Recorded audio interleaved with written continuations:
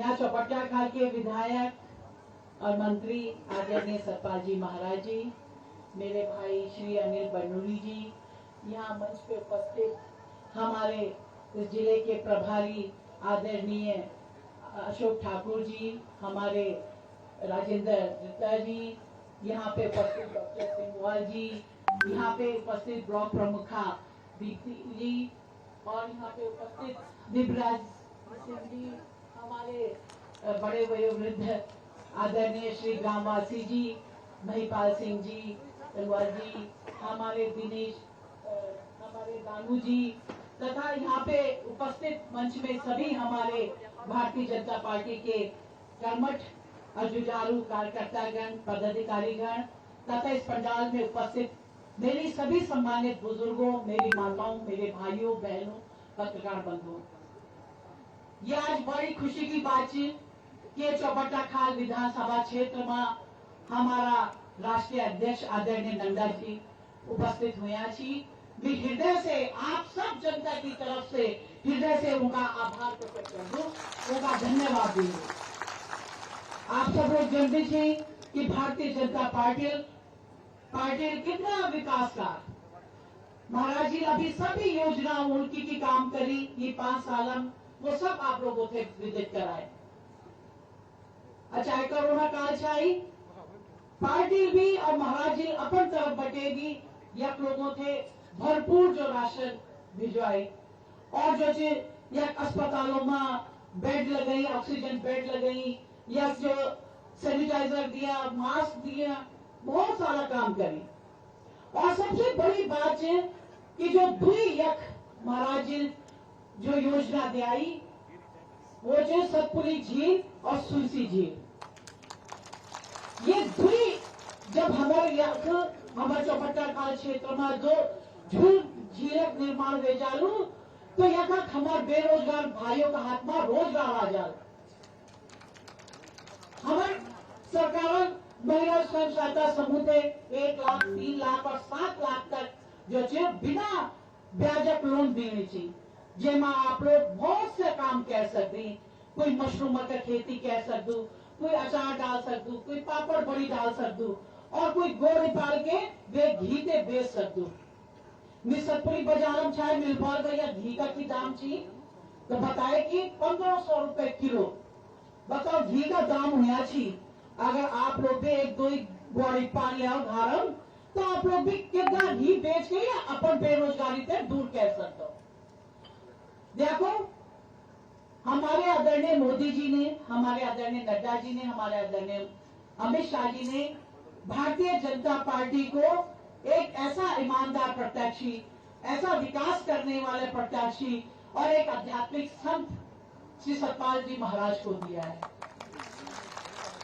जिनका एक यही स्वप्न है कि मैं अपने चौपट्टा खाल को इस पूरे उत्तराखंड में सबसे अग्रणी ले जाऊं। और उनका यही सोच रहती है कैसे मैं यहाँ के पहाड़ों के पलायन को दूर करूं, यहाँ की बेरोजगारी को दूर करूं। ये भारतीय जनता पार्टी की एक सोच थी, उन्होंने ऐसे ईमानदार व्यक्तित्व को चुना, ऐसे प्रत्याशी को चुना। और दूसरी तरफ हम एक कांग्रेस पार्टी को देखते हैं, उन्होंने कैसे प्रत्याशी को चुना है, वो है जो एक शराब का व्यवसायी है, वो पौड़ी में उसका शराब का बिजनेस है और वो आज हमारे चौपट्टा खाल में घुसना चाहता है। लेकिन मेरी मातृशक्ति से, मेरी युवा शक्ति से मेरा एक अनुरोध है कि आप ऐसे चौपट्टा खाल में ऐसे शराब के व्यवसायी को घुसने नहीं दें, क्योंकि हमारी माताएं आज अगर सबसे ज्यादा पीड़ित है तो शराब से पीड़ित है। और हम नहीं चाहते कि हमारी नौजवान पीढ़ी भी, हमारे नौनिहाल बच्चे भी एक शराब की लत में पड़े। आज जो है भारतीय जनता पार्टी की सोच है कि हम अपने बेरोजगार भाइयों के हाथ में रोजगार दें और एक कांग्रेस पार्टी की ऐसी सोच है कि हम अपने नौजवान भाइयों के हाथ में शराब की बोतल दें। मेरे भाइयों और बहनों, मेरी माताओं, आप लोगों को अच्छी तरह से याद होगा जब इससे पहले कांग्रेस की पार्टी थी और उसके मुख्यमंत्री हरीश रावत थे तो उन्होंने तो इस क्षेत्र में कोई विकास नहीं किया। हाँ, एक विकास जरूर किया था कि जो डेनिस नाम की शराब जो थी, एक ब्रांडेड शराब थी उसको जरूर वो उत्तराखंड में लाए थे। और इस बार उनकी मंशा है कि हम ऐसे प्रत्याशी को यहाँ चौबट्टा खाल में लाएं जो कि यहाँ पे शराब का बिजनेस करे। मेरे भाइयों बहनों माताओं, मैं नहीं चाहती हमारा देश का नौजवान, हमारे चौबट्टा खाल का युवक यहाँ शराब की लत में पड़ के यहाँ के पहाड़ियों में, यहाँ की घाटियों में, यहाँ के गधेरों में जो है शराब पी के पड़ा रहे।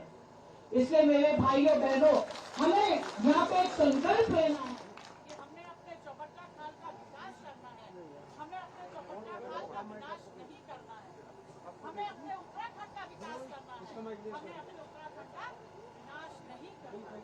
इसलिए आइयो मेरे भाइयों बहनों, मेरी माताओं, मेरी युवा शक्ति, आइए हम सब मिलकर इस उत्तराखंड को स्वर्णिम उत्तराखंड बनाएं और पूरे भारत देश में इसको बहुत आगे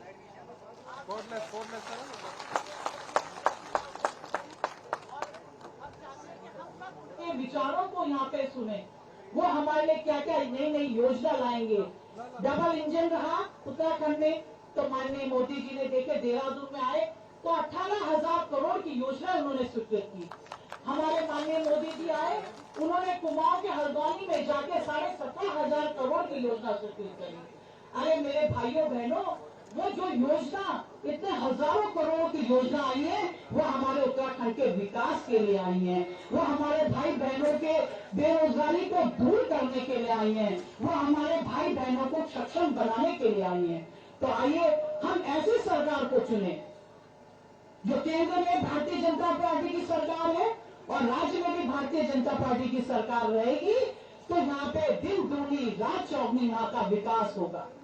आइए हम विकास में जो है आगे बढ़े, माननीय मोदी जी के हाथों को मजबूत करें, आदरणीय नड्डा जी के हाथों को मजबूत करें, आदरणीय अमित शाह जी के हाथों को मजबूत करें और आदरणीय सतपाल जी महाराज के हाथों को मजबूत करें।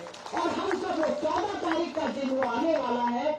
14 तारीख के दिन आप सब लोगों ने सबसे पहले अपने अपने बूथ में जाके जो दूसरे नंबर पे भारतीय जनता पार्टी का चुनाव चिन्ह है कमल का फूल, उस कमल के फूल को हमने बटन दबा के और उपहार स्वरूप एक कमल का अपनी चौबट्टा खाल की विधानसभा को मोदी जी को समर्पित करनी। इसलिए मेरे दीदी बहनी भाइयों, देखो घास कटोरे तो हम रोज जान, लपोटन को भी हम रोज जान, लेकिन 14 तारीख सबसे पहले हम लोगों ने वोट देने को जान। आइए हम सब मिलकर अब तो उत्तराखंड में भारतीय जनता पार्टी की सरकार बनाए। जय भारत, जय उत्तराखंड। बहुत बहुत धन्यवाद। एक बार जोर से नारे लगाएंगे, भारत माता की, भारत माता की। आदरणीय जेपी नड्डा जी जिंदाबाद,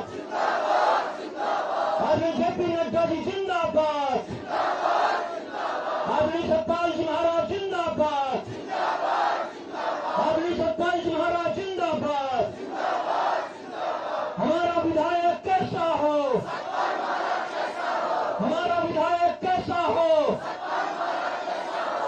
हमारे तमाम यहाँ पर कार्यकर्ता बंधु जो सुबह से लगे हैं, हमारे पोखरा एकेश्वर मंडल के तमाम पदाधिकारी मंडल के बूथ के अध्यक्ष, पालक शक्ति केंद्र के संयोजक, हमारे ग्राम प्रधान, क्षेत्र पंचायत के सदस्य, वार्ड मेंबर और हमारे तमाम लोग हमारे बीच में उपस्थित हैं। मैं पुनः आप सबका, क्योंकि सबका नाम लेना संभव नहीं है, मैं इसलिए सबका यहाँ पे हार्दिक स्वागत करता हूँ, अभिनंदन करता हूँ। हमारे युवा मोर्चा के हमारे तमाम लोग जो सुबह से काम कर रहे हैं, हमारे तमाम पदाधिकारी जो इस कार्यक्रम की शोभा बढ़ाने को लेकर सुबह से काम कर रहे हैं, मैं चाहता हूँ कि एक बार जोरदार तालियां आप उनके लिए बजाने का कष्ट करेंगे। हमारे बीच में ऋषि खंडवाल जी हमारे बीच में हैं, जो पूर्णकालीन की रचना को देख रहे हैं। और मैं हमारे राष्ट्रीय अध्यक्ष जी को बुलाने से पूर्व मैं थोड़ा उनके जीवन परिचय पर बताना चाहता हूं कि, और मैं राष्ट्रीय अध्यक्ष जी को आमंत्रित करता हूं कि एक बार जोरदार तालियों से आप सबके बीच में हमारे राष्ट्रीय अध्यक्ष जोरदार तालियों से स्वागत करेंगे। आदरणीय जेपी नड्डा जी जिंदाबाद, आदरणीय जेपी नड्डा जी जिंदाबाद।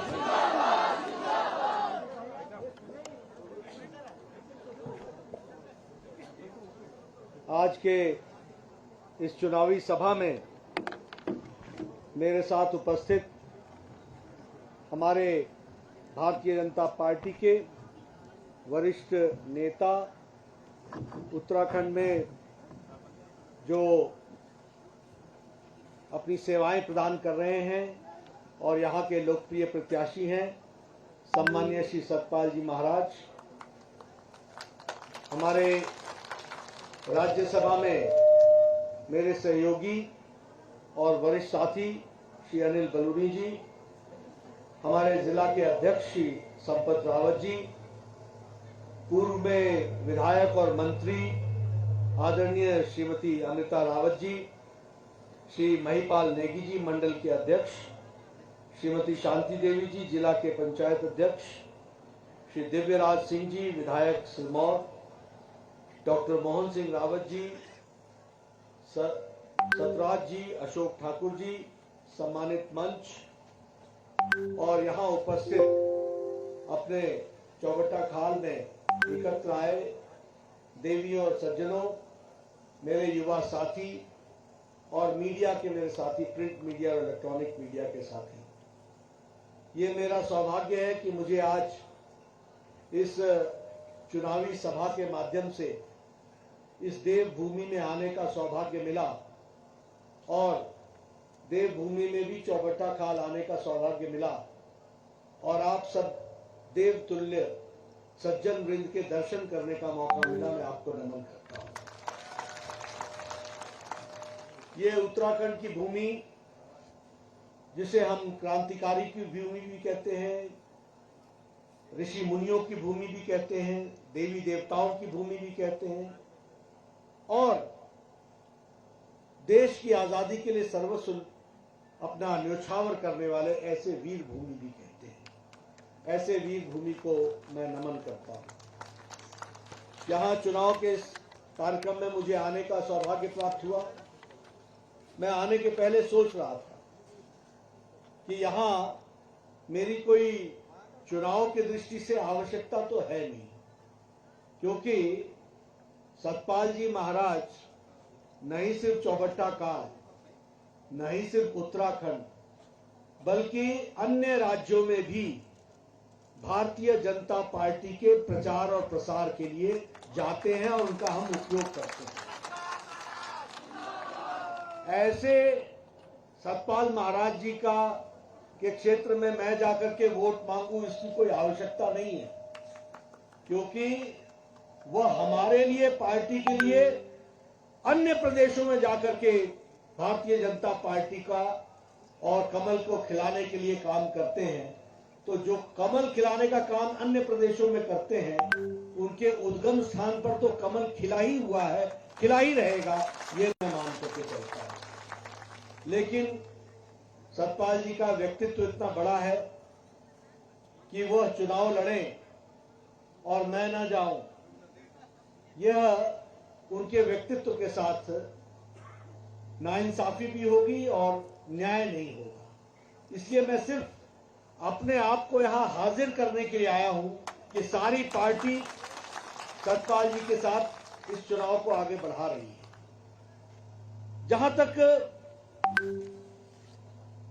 सवाल भारतीय जनता पार्टी का है, तो अभी सतपाल जी मुझे हर मंडल का एक बुकलेट दिखा रहे थे और फिर उन्होंने विधानसभा का भी बुकलेट दिखाया। मित्रों, आप बताओ, आपने कभी किसी पार्टी का और पार्टी का कोई नेता देखा है जो 5 साल बाद आकर के अपना रिपोर्ट कार्ड लेकर के आता हो? ये सतपाल महाराज जी हैं, ये भारतीय जनता पार्टी है, ये मोदी जी की संस्कृति है, जहां हमारा नेता छाती ठोक करके जनता के बीच में जाता है 5 साल बाद और कहता है मैंने जो कहा था वो किया है, जो कहेंगे वो करके दिखाएंगे। इसलिए ये रिपोर्ट कार्ड लेकर के आए।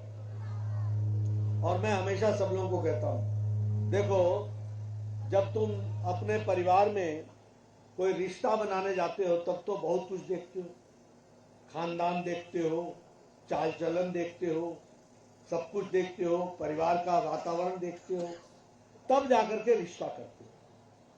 अब ये इलेक्शन आया है, इलेक्शन में आप 5 साल किसी को वो अगले अपना वोट देने वाले हैं। आपके पास क्या आधार है कि जो आज मैं कह रहा हूं वो मैं कल करूंगा? आपके पास क्या आधार है कि जो मैं कह रहा हूं वो मैं करूंगा? इसका आधार सिर्फ एक है, और वो आधार ये है कि जो मैंने पीछे किया है वही तय करेगा कि मैं आगे क्या करने वाला हूं। और सतपाल जी को जब आप याद करेंगे तो आप देखेंगे कि किस तरीके से उन्होंने चौबट्टा काल की सेवा की है, किस तरीके से विकास किया। एक रिपोर्ट कार्ड लेकर के आए हैं, जनता में एक नई दृष्टि दिशा देकर के काम कर रहे हैं, पहाड़ के पलायन को रोक रहे हैं, नहीं सिर्फ चौबट्टा काल के बल्कि उत्तराखंड के।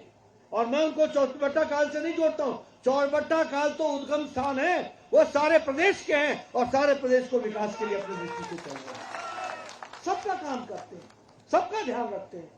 तो इसलिए जहां चुनाव की बात आती है तो हम एक तरफ पार्टी को जहां आगे बढ़ाते हैं, वहीं सामाजिक दृष्टि से भी और सामाजिक दृष्टि के साथ साथ इस देश के, इस प्रदेश के विकास के लिए आध्यात्मिक दृष्टि से, सांस्कृतिक दृष्टि से कैसे विकास किया जा सकता है, इसकी चिंता करते हैं। और मुझे खुशी है कि यह जिम्मेवारी सतपाल जी को आई, जिन्होंने टूरिज्म के माध्यम से, भारत की संस्कृति के माध्यम से उत्तराखंड की संस्कृति को उसको विकसित किया।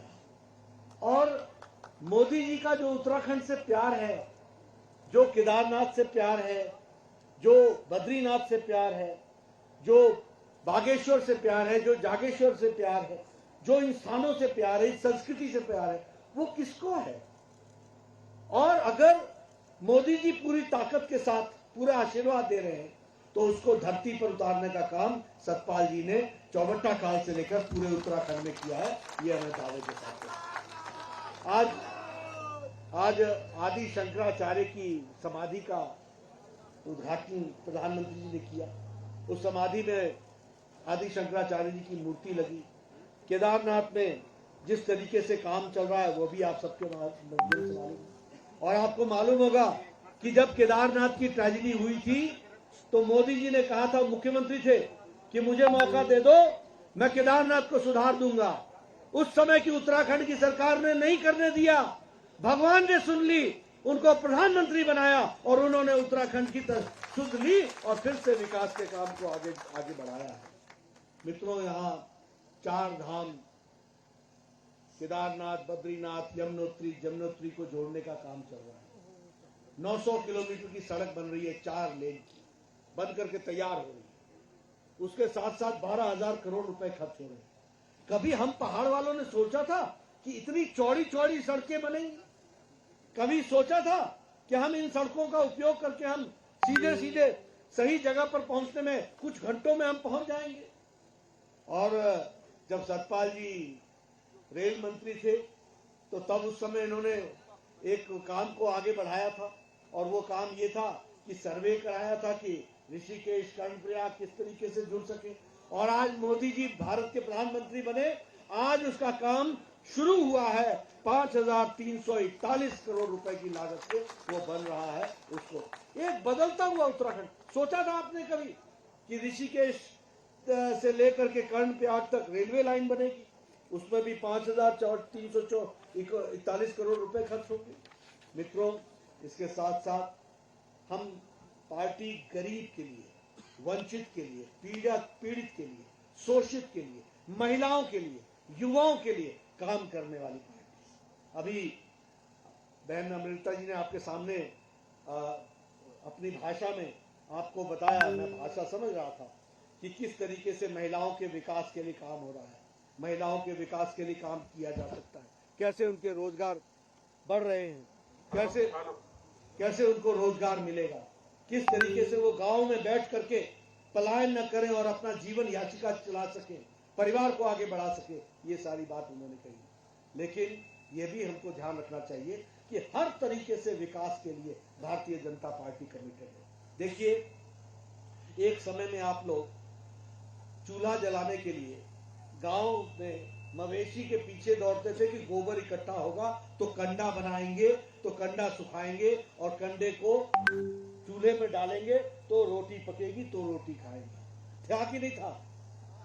था कि नहीं?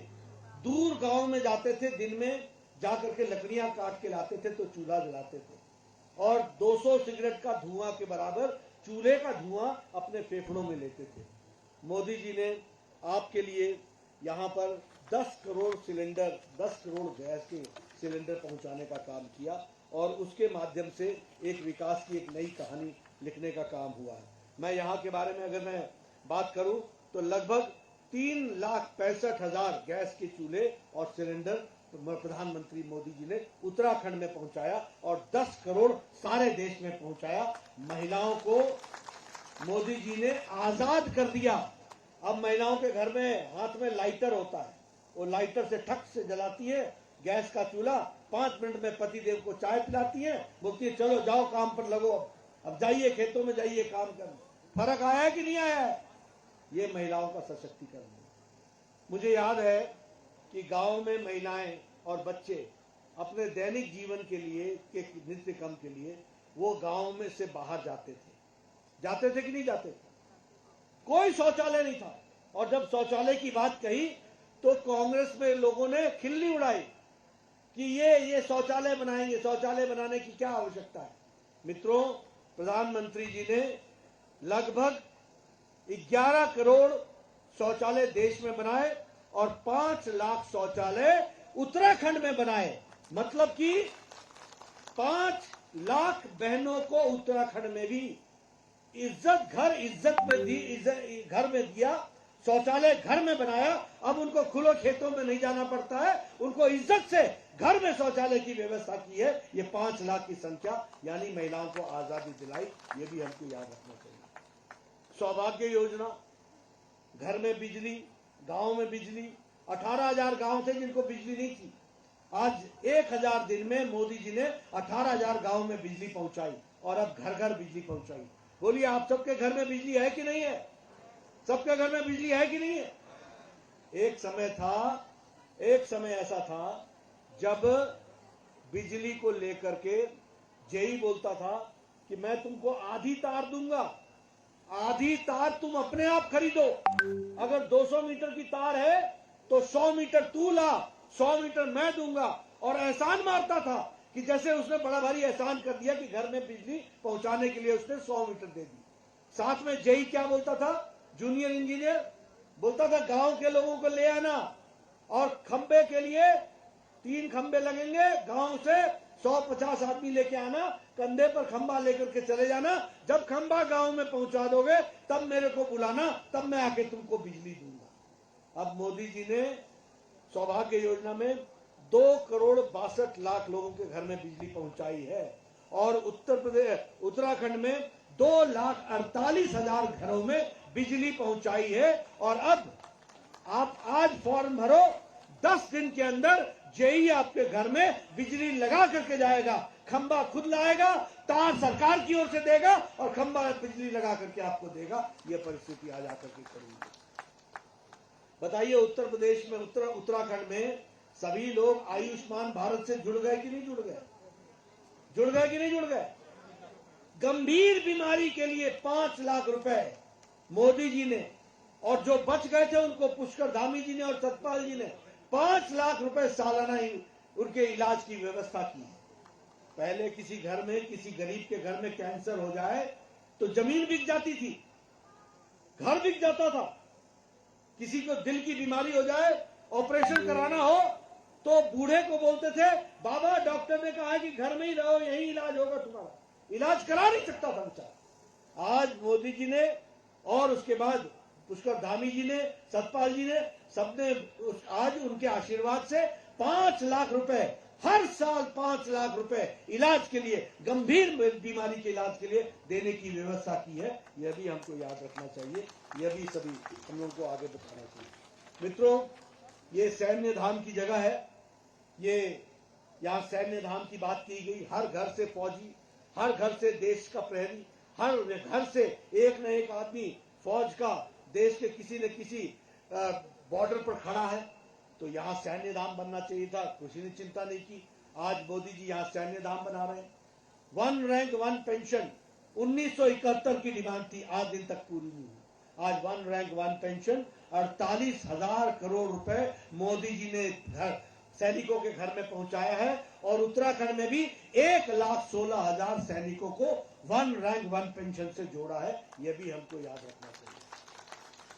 राहुल गांधी कहते हैं ये हवाई जहाज खरीदने से क्या होगा, ये हेलीकॉप्टर खरीदने से क्या होगा, ये तोप के बेड़े से क्या होगा, इससे देश मजबूत थोड़ी ना होता है। अरे तुमने तो देश खाली कर दिया था। एक आप बताओ, आज राफेल का बेड़ा आया हुआ है कि नहीं आया हुआ है?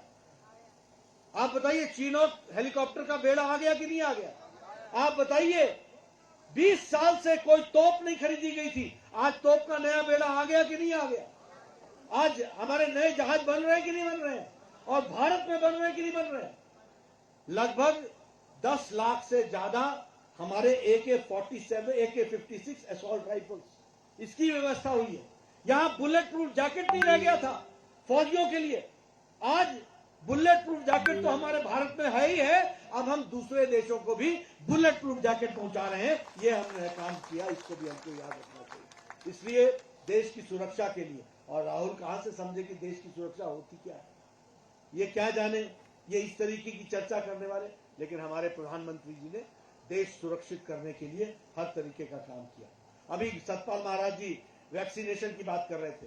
बोलिए, अमेरिका में कोरोना के कारण मुसीबत है कि नहीं है? और यूरोप में मुसीबत है कि नहीं है? और ये 130 करोड़ का देश, सारे लोग डबल वैक्सीनेशन लगा करके तैयार है कोरोना के साथ भी और आगे बढ़ने के लिए। सारे देश को सुरक्षित किया है तो मोदी जी ने किया है। और मुफ्त, जब ये वैक्सीन बन रही थी तो कहते थे ये मोदी वैक्सीन है, कहते थे ये बीजेपी की वैक्सीन है। कितना लोगों को गुमराह करने की कोशिश की, देश को गुमराह करने की कोशिश की, देश के खिलाफ काम किया इन लोगों ने। और आजकल मोदी वैक्सीन लगा करके ये आजकल प्रचार में उतरे हुए। मैं पूछता हूं, कैसी लगी मोदी वैक्सीन? कैसा लगा टीका? अभी 14 तारीख को दूसरा टीका लगेगा। 14 तारीख को आपने कमल के बटन दबाना, दूसरा टीका उनको लग जाएगा, आपके समझ में आएगा। आप ध्यान में रखिए। इसलिए चाहे वैक्सीनेशन की बात हो, चाहे विकास की बात हो। अब इस बार का नया बजट आया है। इस बजट में प्रधानमंत्री जी ने 60 किलोमीटर रोपवे बनाने का निश्चय किया। 60 किलोमीटर। फायदा कौन उठाएगा? उत्तराखंड। फायदा कौन उठाएगा? हिमाचल प्रदेश। यही पहाड़ी राज्य है जो उठाएंगे। क्या होगा इससे? टूरिस्ट पहुंचेगा। क्या होगा इससे? फौज नजदीक जल्दी जाएगी। क्या होगा इससे? फर्क पड़ेगा। सामान जल्दी पहुंचेगा। क्या फर्क पड़ेगा? हमारे विकास के लिए नए रास्ते खुलेंगे। इस काम को होगा। और उत्तराखंड में 3 जगह पर आपके आशीर्वाद से रोपवे का काम अंडरवे है, वो भी बन करके तैयार होगा। उस तरीके से एक नए दृष्टि से हम आगे चलेंगे। सेना की जहां तक बात है, आज मोदी जी ने 14,000 किलोमीटर की सड़क, 4 लेन डबल लेन, चाइना के बॉर्डर से लेकर पाकिस्तान के बॉर्डर तक 2 वे ट्रैफिक बना दी है और ब्रिजेस के साथ बना दी है।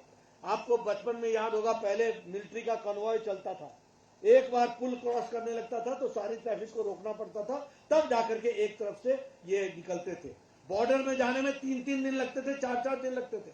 आज कहीं से भी हमारा फौजी भाई एक दिन के अंदर बॉर्डर पर पहुंचता है और चाइना के साथ हो चाहे पाकिस्तान के साथ हो, सामने सीना तान के खड़ा है, 56 इंच का सीना लेकर के खड़ा है। ये परिस्थिति आपको दिख रही है।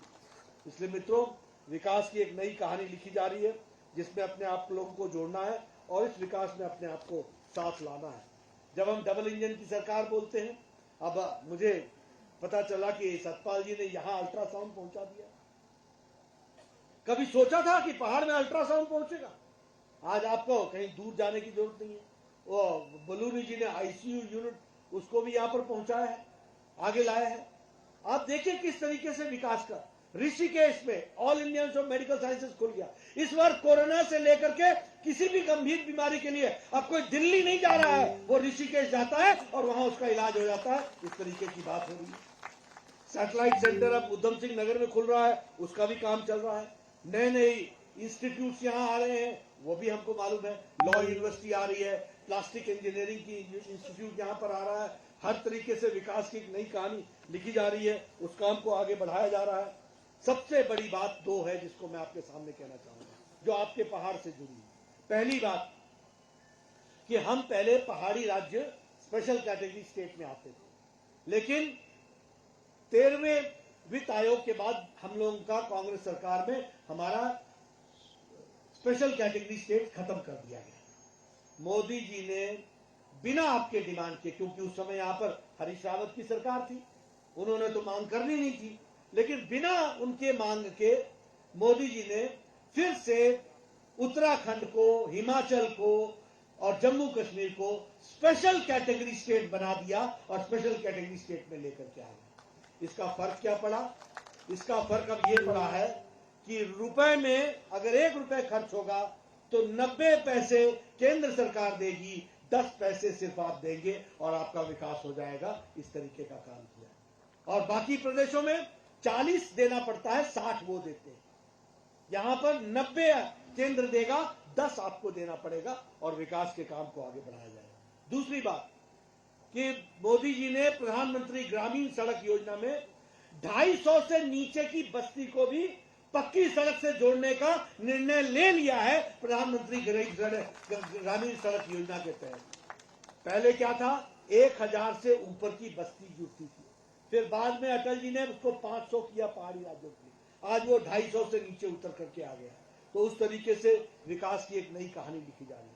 मित्रों, मैं विकास के बारे में एक लंबी फहरिस्त रख सकता हूं, लेकिन मैं एक ही बात कह सकता हूं कि अगर देश सुरक्षित है मोदी जी के हाथ में, तो यह क्षेत्र विकास के लिए सुरक्षित तरीके से आगे बढ़ेगा तो सतपाल महाराज जी के हाथों में बढ़ेगा। इसको आपको ध्यान में रखना चाहिए। इसलिए मैं ज्यादा ना कहता हुआ, मोदी जी का अपना उत्तराखंड है, उन्होंने कहा है कि उत्तराखंड अगला दशक उत्तराखंड का होगा, यानी अगले 10 साल उत्तराखंड के होंगे। मोदी जी ऐसे ही नहीं कहते हैं, कहते हैं तो उसका अर्थ होता है, उसकी गहराई होती है। इसका मतलब समझ लो कि अगला विकास की गंगा और एक लंबी छलांग के लिए उत्तराखंड तैयार हो जाए, मोदी जी का आशीर्वाद मिलेगा और विकास की दृष्टि से हम आगे बढ़ेंगे। मित्रों, इसलिए आपको मैं सिर्फ निवेदन करने आया हूं। मैंने पहले कहा कि आप लोग यहाँ पर सतपाल जी जो दूसरी जगह इलाकों में जाकर, प्रदेशों में जाकर के हमारी पार्टी का प्रचार करते हैं, वहां मेरे आने की कोई जरूरत नहीं थी और मेरे बोलने के बाद आप वोट दें, ये इसकी भी आवश्यकता नहीं थी, आप देना ही है। लेकिन इनकी शख्सियत को देखते हुए यह मैंने तय किया कि मैं जरूर जाऊंगा और एक साथी के नाते जो सतपाल जी का पार्टी के प्रति पूरी कमिटमेंट के साथ काम करते हैं, उसके साथ मैं भी कमिटमेंट के साथ खड़ा हूं और आगे बढ़ूं और भारतीय जनता पार्टी को आगे बढ़ाऊं। इन्हीं शब्दों के साथ बहुत बहुत धन्यवाद। जय भारत, जय उत्तराखंड। धन्यवाद। जेपी नड्डा जी जिंदाबाद, जेपी नड्डा जी जिंदाबाद। आपका बहुत बहुत धन्यवाद। और हमारे तमाम कार्यकर्ता, हमारे मंडल के दोनों अध्यक्ष जी